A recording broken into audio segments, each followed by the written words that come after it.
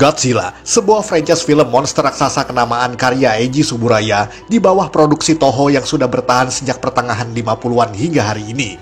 Tidak hanya mampu menggemparkan dunia dengan karya-karya filmnya yang sudah berjumlah puluhan, namun juga menjadi genre baru yang kita sebut sebagai tokusatsu atau special effect.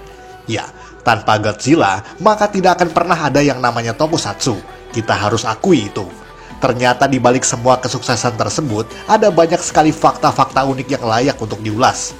Sebagian mungkin sudah kalian ketahui sebelumnya, tapi mungkin akan tetap mengejutkan bagi yang benar-benar baru mencoba mencari tahu tentangnya. Dan langsung saja kita ulas 5 fakta mengejutkan di balik layar Godzilla versi Tokufex Indonesia.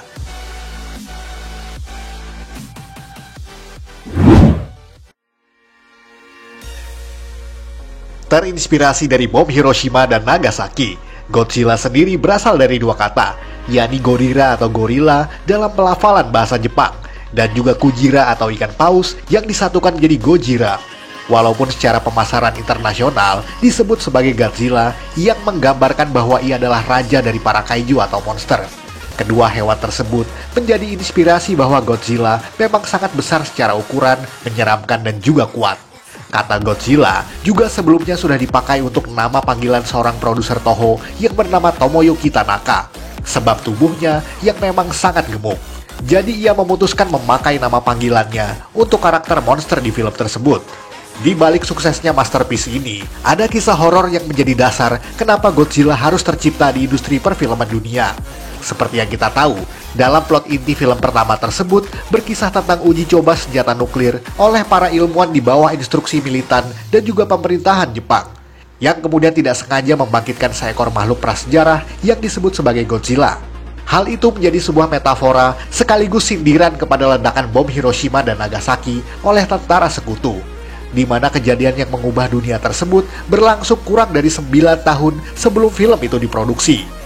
Jadi Godzilla adalah simbol betapa bahayanya senjata nuklir dan juga dampak yang terjadi setelahnya. Maka dari itu kostum Godzilla dibuat dengan tekstur yang mirip dengan bekas luka korban bom Hiroshima dan juga Nagasaki tersebut. Pembuatnya memiliki basis cerita yang memang sangat kelam. Tapi di luar dugaan, film ini nyatanya memang sangat laku keras di pasaran internasional. Bahkan publik Amerika Serikat pun bisa menerima dan menikmati film tersebut walaupun isi dari film Godzilla dimaksudkan sebagai sindiran bagi bangsa mereka.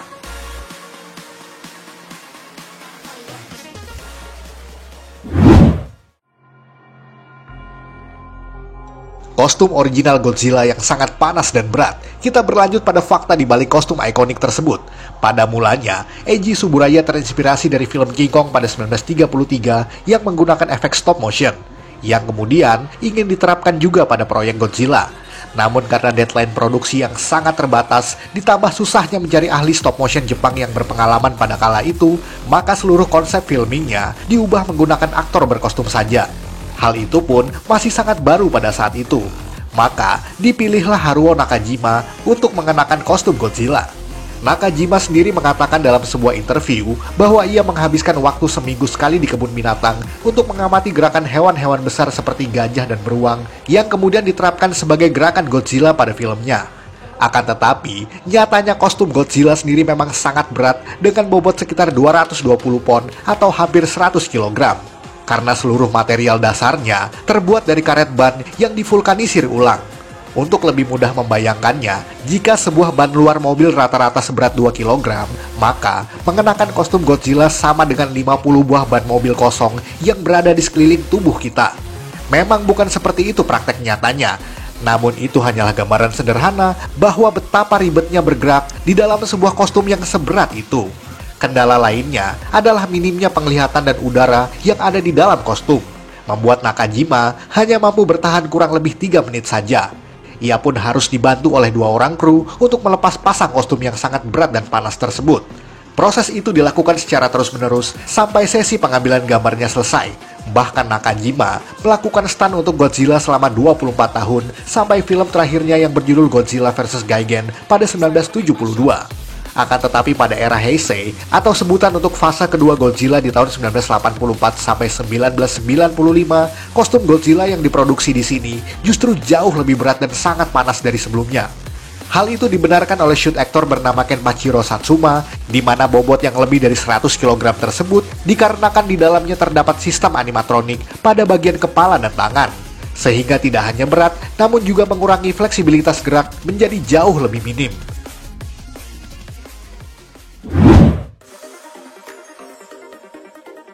Suara Godzilla, hal yang tidak kalah menyeramkannya adalah suara dari sang raja monster itu sendiri, di mana menjadi ciri khas raungan yang benar-benar identik dengan karakternya.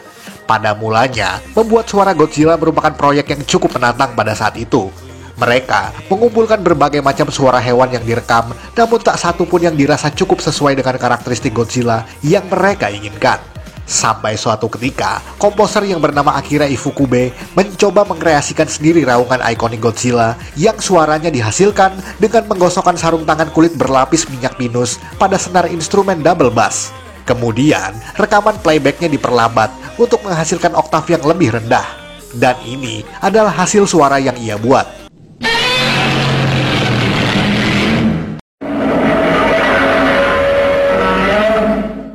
Tentu saja di era selanjutnya, suara tersebut kembali dikreasikan dengan oktav yang lebih tinggi untuk menghasilkan suara yang lebih animalistik.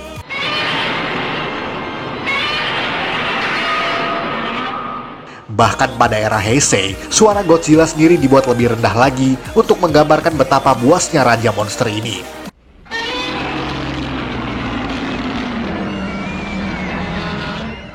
Serta berbagai langkah memvariasikan suaranya untuk gambaran emosi yang berbeda-beda pada tiap adegannya. Raungan Godzilla tentunya banyak mengalami perubahan hingga saat ini. Namun suara double bass kreasi Akira Ifukube tetaplah yang jadi paling ikonik sepanjang masa.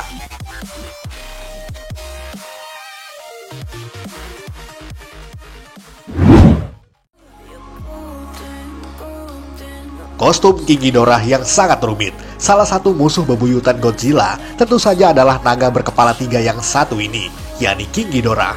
Pertama kali muncul di film yang berjudul Ghidorah The Three-Headed Monster pada 1964. Sekaligus menjadi kaiju pertama di Godzilla franchise yang datang dari luar angkasa. Ide itu datang dari sang produser yakni Tomoyuki Tanaka yang tadi kita sebutkan di segmen sebelumnya. Di luar itu semua, mungkin penonton mempertanyakan bagaimana naga emas tersebut bisa terlihat seperti yang ada di dalam film. Untuk proses syutingnya, penulis skenario yang bernama Shinichi Sekizawa mengatakan bahwa kostum Ghidorah dibuat menggunakan bahan berbasis silikon yang dirasa cukup ringan untuk memberikan mobilitas yang lebih besar kepada stuntman yang mengenakan kostum tersebut.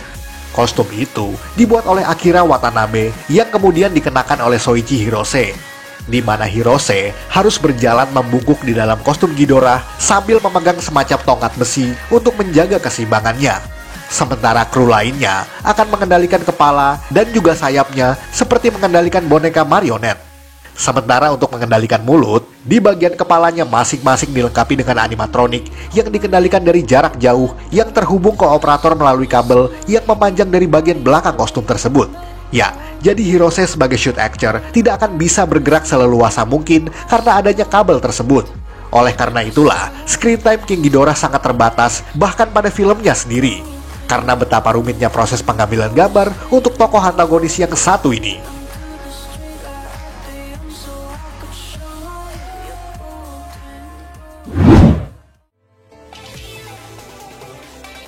Mata Hedorah yang terinspirasi dari organ intim wanita. Hedorah atau dikenal sebagai Smoke Monster adalah salah satu antagonis Godzilla yang cukup ikonik berikutnya. Jika Godzilla adalah simbol dari radiasi nuklir, Hedorah justru merupakan simbol dari polusi atau pencemaran, menjadikan keduanya sama-sama lambang dari kehancuran dunia yang diakibatkan oleh ulah manusia. Di balik layar, kostum Hedorah yang menyerupai lumpur atau limbah tersebut diaksikan oleh shoot actor bernama Kenpachiro Satsuma yang kemudian juga dipercaya menjadi shoot actor bagi Godzilla untuk menggantikan Haruo Nakanjima, di mana ia mengatakan kalau berat kostum yang satu ini adalah 330 pon atau sekitar 150 kg, yang artinya lebih berat 50 kilo daripada Godzilla.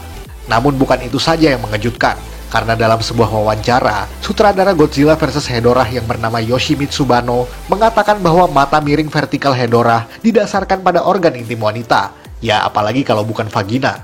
Entah mengapa ia menjadikan alat vital wanita sebagai bagian dari inspirasi terciptanya monster barusan. Namun di kemunculan lainnya pada era Heisei, desain mata vertikal tersebut diubah menjadi lebih normal dan sederhana untuk menghindari kesan negatif di mata pemirsanya.